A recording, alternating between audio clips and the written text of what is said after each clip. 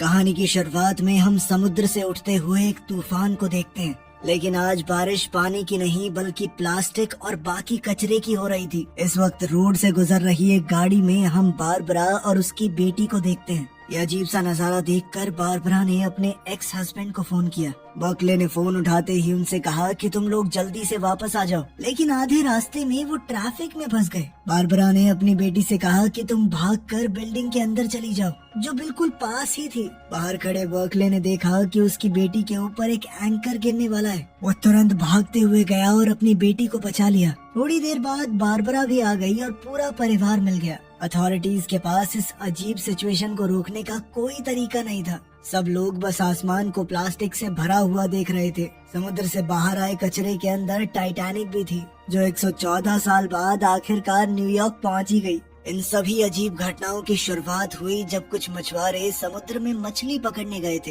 पर जैसे ही उन्होंने जाल डाला तो मछलियों के साथ साथ उनके बीच एक समुद्री जीव भी उनकी पकड़ में आ गया। इसके बाद हम बाकले को देखते हैं, जिसे समुद्र में तेल लीक होने की खबर मिली। उसे ब्रिटिश फौज के साथ मिलकर सफाई का काम करना था। मिशन के लिए जाते हुए वो लंदन से गुजरा ताकि अपनी बेटी कर्बी को सही सलामत उसकी माँ के पास पहुँचा दे। अपनी बेटी और पिछली बीवी को अलविदा कहने के बाद बार्कले सार्जेंट हैना के साथ एयरपोर्ट गया और फिर मिलिट्री प्लेन में बैठ गया। जल्द ही वो एक खुफिया जगह पर पहुंचा जहां उस समुद्री जीव की डेड बॉडी रखी गई थी। वहां पता चला कि यह जीव समुद्र के किनारे से लगभग 3 मील दूर मिला है। मछुआरों ने जब मॉन्स्टर को जाल से निकलते देखा तो उन्होंने उसे गोली मार दी और उसके शरीर को इंटरनेट पर बेचने की कोशिश की, लेकिन कर्नल ने सही समय पर एक्शन लिया, केस को छुपाया और उस शरीर को खरीद लिया ताकि आर्मी उस पर रिसर्च कर सके। पियर्स कहने लगा कि इस तरह के समुद्री जीवों के बारे में पुराने समय की कहानियों में बताया जाता है। इनकी प्रजाति को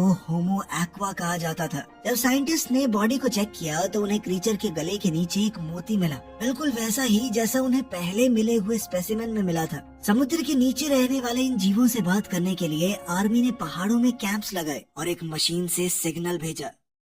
अंधेरा होने के बाद जब बाकी लोग सो रहे थे तो मॉर्गन और सैरा को काम दिया गया कि उस होमो एक्वा की बॉडी को गार्ड करें। रात के लगभग 2:30 बजे दोनों को लगा कि कुछ तो गड़बड़ है। अचानक जमीन में पानी भरने लगा और सारा आगे बढ़ते हुए धंसने लगी। मॉर्गन ने उसे बचाने की कोशिश की और हाथ बढ़ाया, लेकिन सारा को किसी चीज ने जोर से नीचे खींच लिया। कुछ ही सेकंड बाद मॉर्गन भी उसी तरह नीचे चला गया। नीचे जाने से पहले उसने मदद के लिए कॉल की, लेकिन बाकी फौजी समय रहते नहीं आए। साथ ही वो बॉडी भी चोरी हो गई थी। तभी अलार्म बज उठा और सारे फौजी उठकर देखने लगे। जनरल जब टेंट में पहुंचा तो उसे मॉर्गन और सारा कहीं नहीं मिले। जब उसने रेडियो पर उनसे बात करनी चाहिए तो पता चला कि रेडियो तो जमीन के नीचे है। उन मॉन्स्टर्स के जाने के बाद जमीन फिर से सख्त हो गई थी। जब पियर्स नीचे झुककर चेक कर रहा था तो उसे मॉर्गन का हाथ मिला। उस वक्त बार्कले को समझ आ गया कि उसे बहुत ही खतरनाक मिशन पर भेजा गया है। उसने पूछा कि ये कौन सा जीव है। हैना ने बताया कि उनकी टीम का यही काम है।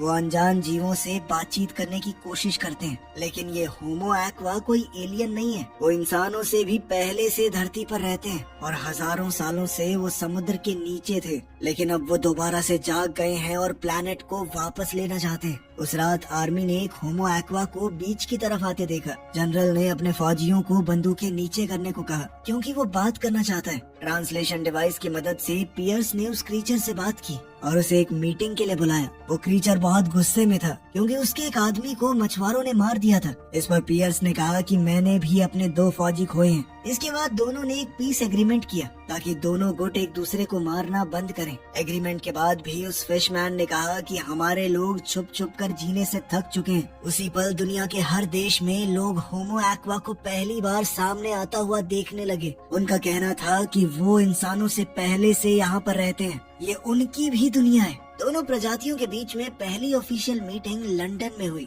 इस मीटिंग के लिए वाटरवे नाम का एक ब्रिज बनाया गया जो जमीन और पानी को जोड़ता है। जब सब लोग अपनी जगह पर पहुंच गए तो केट ने इंजीनियर्स को वाटरवे शुरू करने का ऑर्डर दिया। होमो एक्वा के साथ साथ 3 और बड़े अजीब से जीव आए थे। एक बड़ी सी मछली, एक जल परी और एक इंसान जैसी दिखने वाली औरत। थोड़े ही समय में सॉल्ट ने इंसानों की भाषा सीख ली और एम्बेसडर की बात को समझने लगी। मीटिंग की शुरुआत में सॉल्ट ने बताया कि वो खुद क्यों आई है। कुछ समय पहले उसके बच्चे पैदा होने वाले थे, लेकिन इंसानों के जहाज से गिरे तेल ने उस जगह को जहरीला कर दिया। मीटिंग को शांत रखने के लिए जोनाथन ने कहा कि हम अपनी गलती सुधारना चाहते हैं, लेकिन सॉल्ट ने उसे इग्नोर कर दिया। उसने कहा कि वो सिर्फ बर्कले से बात करेगी, क्योंकि वही एक ऐसा इंसान था जिसने मरे हुए होमो एक्वा के लिए इज्जत दिखाई। ये जानने के लिए कि होमो एक्वा बर्कले को अपना एम्बेसडर क्यों चाहते हैं, केट ने उससे पूछताछ की और उसकी जिंदगी के हर एक किस्से को खंगाला। जोनाथन को दोनों प्रजातियों के बीच का एम्बेसडर बनाने की कोशिश नाकाम हो गई, क्योंकि सॉल्ट को सिर्फ बर्कले से बात करनी थी। इसीलिए उनकी यूनिट की प्रेसिडेंट ने बर्कले से कहा कि मैं तुम्हें इस मौके के लिए तैयार करूंगी।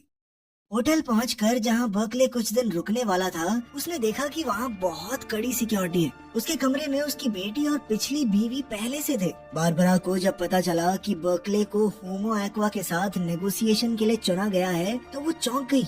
उधर केट ये सोच रही थी कि अगर लड़ाई छिड़ी तो वो क्या करेंगे। फिर तय किए गए समय पर बर्कले होमो एक्वा के साथ मीटिंग करने गया। शुरुआती बातचीत के बाद सॉल्ट ने कमेटी के लोगों से थेम्स नदी का एक गिलास पानी मांगा। एजेंट्स तुरंत उठकर पानी लेने गए। जैसे ही पानी का वो गिलास कमरे में आया, बर्कले ने वो गिलास सॉल्ट को देने की कोशिश की, लेकिन सॉल्ट ने कहा कि ये पानी तुम्हारे लिए है। ये सुनते ही बर्कले हिल गया। उसे समझ नहीं आया कि क्या करे। पानी पीने की बजाय वो एक स्पीच बोलने लगा जो स्क्रीन पर लिखी हुई थी। लेकिन जब सॉल्ट ने कहा कि मुझे ये रटी रटाई स्पीच नहीं चाहिए, तो एम्बेसडर ने स्क्रिप्ट छोड़ दी और कहा कि पानी और मिट्टी का गंदा होना इंसानों की बेवकूफी का नतीजा है। अपने लोगों की गलती मानते हुए बर्कले ने कहा कि इंसानों ने धरती को बर्बाद किया है, लेकिन अब वो नुकसान सुधारना चाहते हैं। ये सुनकर सॉल्ट ने कहा कि मुझे तुम पसंद आए। उस रात होटल के कमरे में बर्कले ने अपनी बेटी को आते देखा और समझ गया कि उसे नींद नहीं आ रही।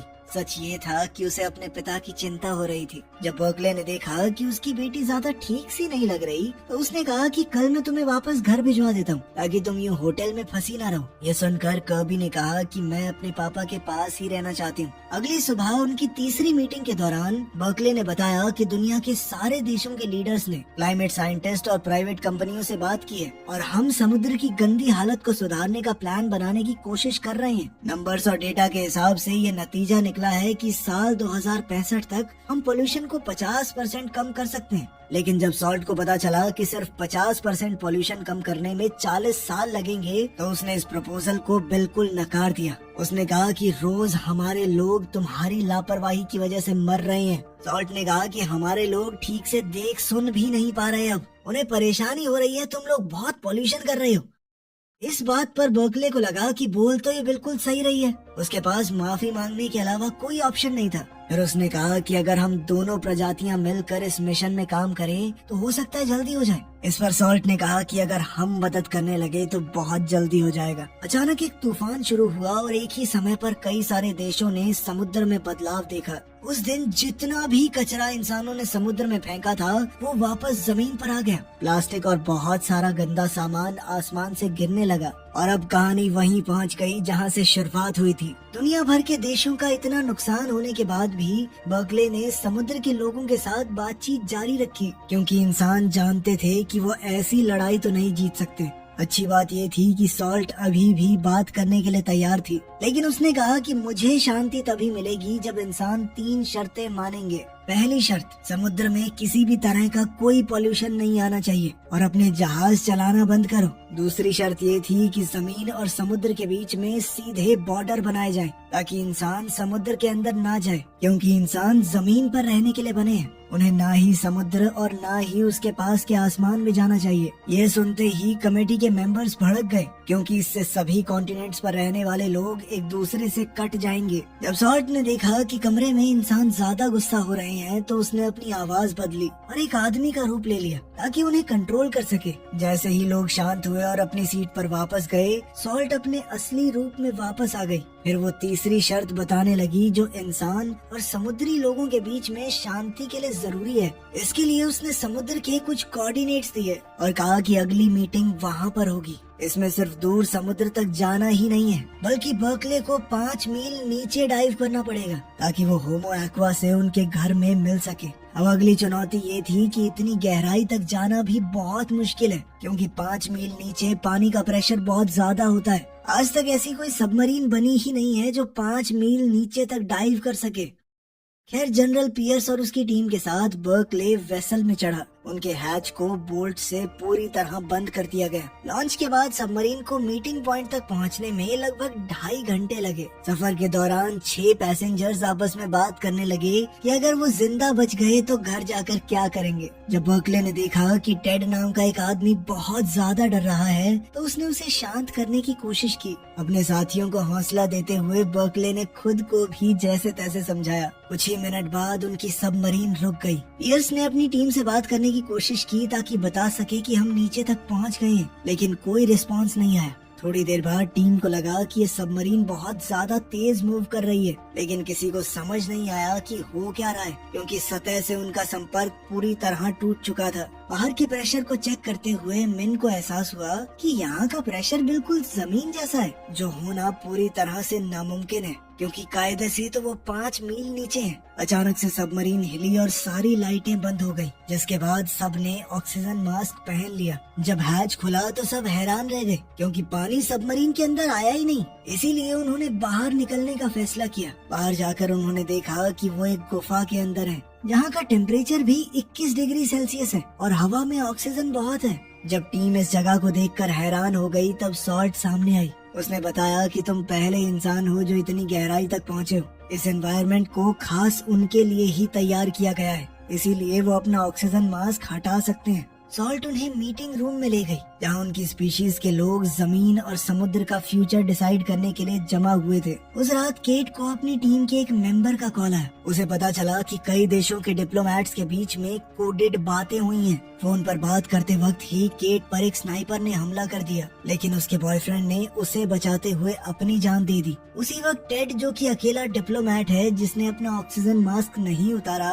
उसने सॉल्ट को एक गिफ्ट दिया। जब बर्कले को समझ आया कि वो ग्लोब असल में सिर्फ एक कवर है, अंदर कुछ और ही मौजूद है, तो वो तुरंत झपटा ताकि सॉल्ट से उसे दूर ले जा सके। लेकिन बम फट गया और इस ब्लास्ट में कई फिशरमैन मारे गए और बर्कले की टीम के सारे मेंबर भी। सिर्फ बर्कले जिंदा बच गया, क्योंकि सॉल्ट ने उसे बचा लिया था। केट के मिशन पर स्क्वाड भेजते हुए शर्ले को मिशन पर गए हुए डिप्लोमेट्स की मौत की खबर मिली और उसने तुरंत मीडिया को बता दिया। न्यूज के बाद दुनिया को एक वीडियो दिखाई गई। इसमें लग रहा था कि सॉल्ट ने जानबूझकर बर्कले और उसकी टीम को मारा है और जो भी इंसान समुद्र में जाएगा उसका यही हाल होगा। लेकिन सच तो ये था कि ये वीडियो नकली है और सरकार ने दोनों स्पीशीज के बीच में नफरत बढ़ाने के लिए ये किया। तेज रफ्तार से सतह की तरफ तैरते हुए सॉल्ट ने देखा कि बर्कले को बचाने के लिए हेलीकॉप्टर भेजा गया है। जैसे ही बर्कले जमीन पर पहुंचा, उसने बताया कि ब्लास्ट का रीजन टेड था। केट ने बर्कले की बात मानी, लेकिन कहा कि उसे सॉल्ट से पूछताछ करनी पड़ेगी। फिलहाल के लिए सॉल्ट को गिरफ्त में ले लिया गया।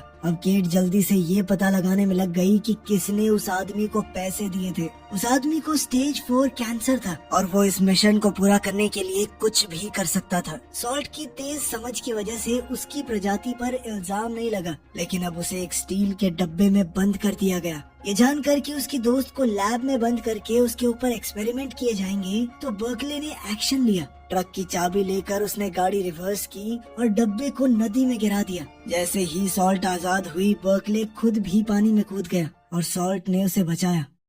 उस रात होमो एक्वा ने इंपीरियल हाउस में एक नई मीटिंग बुलाई। इस बार सॉल्ट की जगह टाइड नाम का एक सी मैन आया। वो कहने लगा कि इंसान इतने पागल कैसे हो गए कि उन्होंने धमाके में अपने ही लोग मरवा दिए। केट ने जब उससे माफी मांगी तो टाइड ने कहा कि सॉल्ट कहाँ पर है। वो कहने लगा कि हमारे लिए वो एक गद्दार है, अपने लोगों की बजाय उसने एक इंसान को बचाया। जब उसे पता चला कि सॉल्ट बर्कले की मदद से भाग चुकी है और अब तक गायब है, तो टाइड ने ऑर्डर दिया कि उसे ढूंढकर वापस लाओ। अगर ऐसा नहीं हुआ तो असली लड़ाई अब शुरू होगी। जब पूरा शहर उन्हें ढूंढ रहा था, तब सॉल्ट और बर्कले एक गुमनाम वेयर हाउस में छुपे हुए थे। सॉल्ट अपनी आजादी की खुशी मना रही थी। बर्कले से बात करते हुए उसने पूछा कि तुमने अपनी जान रिस्क में क्यों डाली। तभी अचानक दोनों ने एक दूसरे को चूम लिया। सच ये था कि वो एक दूसरे से प्यार करने लगे थे, लेकिन अभी भी बर्कले को सॉल्ट की चिंता हो रही थी। उसने कहा कि तुम्हें वापस समुद्र में चले जाना चाहिए, लेकिन सॉल्ट जानती थी कि अगर वो गई तो उसकी ही प्रजाति के लोग उसे गद्दार कहकर मार देंगे।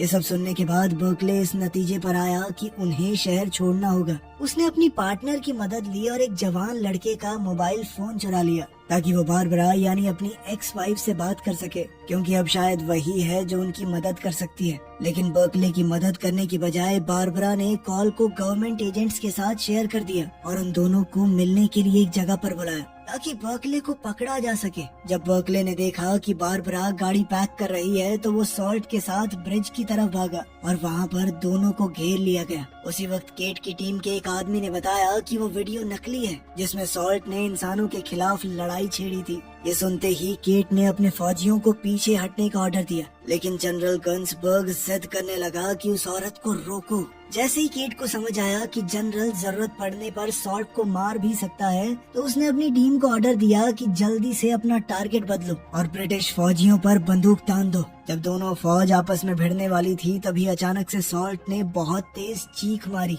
और फिर नदी में कूद गई। उस रात होमो एक्वा एक ऐसी आवाज निकालने लगी जो समुद्र के पास वाले शहरों के सारे कुत्तों को बीच तक ले आई और फिर उन्होंने फिशिंग नेट्स का इस्तेमाल करके उन्हें पकड़ लिया। अगले दिन जब जानवरों के बारे में पूछा गया तो टाइड ने कहा कि उनको तो हम खा गए, बिल्कुल वैसे ही जैसे इंसान समुद्र की मछलियों को खाते हैं। सैटेलाइट इमेजेस देखने के बाद साइंटिस्टों को पता चला कि होमो एक्वा असल में ग्लेशियर्स को पिघला रहे हैं। अगर कुछ बदला नहीं तो अंटार्कटिका हर साल 300 बिलियन टन बर्फ खो देगा। अगर ऐसा हुआ तो कुछ ही समय में समुद्र का लेवल 1600 फीट बढ़ जाएगा और लगभग सभी इंसान डूब जाएंगे। अब जॉनथन टाइड से बात करके इंसानियत को बचाने के रास्ते के बारे में बातचीत करने लगा। इस पर फिशरमैन ने कहा कि इंसानों के पास सिर्फ 5 साल हैं प्लेनेट को पूरी तरह ठीक करने के लिए। अगर इतने समय में नुकसान ठीक नहीं हुआ तो पूरी इंसानी प्रजाति को खत्म कर दिया जाएगा। तुम लोग मतलब इस प्लेनेट पर जीने के लायक ही नहीं हो। उधर अथॉरिटीज ये फैसला कर रही थी कि बर्कले का क्या किया जाए और उसे एक होटल रूम के अंदर निगरानी में रखा गया। एक दिन अचानक से खाना खाने के बाद बर्कले बेहोश हो गया और उसके रूम में साइंटिस्ट घुस गए। जब वो सो रहा था उन लोगों ने उसके शरीर में इंजेक्शन दिया और उसके फिंगरप्रिंट ले लिए ताकि बाद में उसे गलत इल्जाम के तहत फंसाया जा सके। साइंटिस्टों के जाते ही बर्कले होश में आया और चुपके से बीच की तरफ गया, इस उम्मीद के साथ कि शायद सॉल्ट मिल जाए। सूरज उगने के बाद फिश वुमेन सामने आई और बर्कले भागकर उसके पास गया। ये जानकर वो खुश था कि वो जिंदा है। उसके साथ भागने के बजाय सॉल्ट ने उससे कहा कि टाइड के साथ नया एग्रीमेंट मांगो वरना उसके लोग पूरी इंसानी प्रजाति को बर्बाद कर देंगे। इतना कहकर सॉल्ट ने जाने की बात की। जाने से पहले उसने बर्कले को किस किया और समुद्र में वापस चली गई। बर्कले तुरंत केट और उसकी टीम के पास गया ताकि टाइड को मैसेज भेजा जा सके, लेकिन अफसोस कोई जवाब नहीं मिला। कुछ दिन बाद दुनिया भर के कोस्ट पर लाखों की तादाद में होमो एक्वा की लाशें मिली। टेस्ट करने पर पता चला कि वो लोग एक बीमारी से इन्फेक्ट हो गए थे जिससे पानी में सांस लेने वाले उनके गिल्स बंद हो गए और वो डूबकर मर गए। हैरानी की बात ये थी कि सिर्फ होमो एक्वा पर असर हुआ था, बाकी सारे समुद्री जीव बिल्कुल ठीक हैं। ये सुनकर केट इस नतीजे पर पहुंची कि शायद ये इंसानों का बनाया हुआ कोई वायरस है और उसे अफसोस हुआ कि वो पहले समझ नहीं पाई। उस दिन केट की टीम को समुद्र की गहराई से मदद का सिग्नल मिला और अब बर्कले को दोबारा से मीटिंग के लिए बुलाया गया। जैसे ही उसे पता चला कि उससे बातचीत करने के लिए सॉल्ट आ रही है तो वो खुशी के मारे रो पड़ा और बड़ी मुश्किल से खुद को रोक पाया उसे गले लगाने से।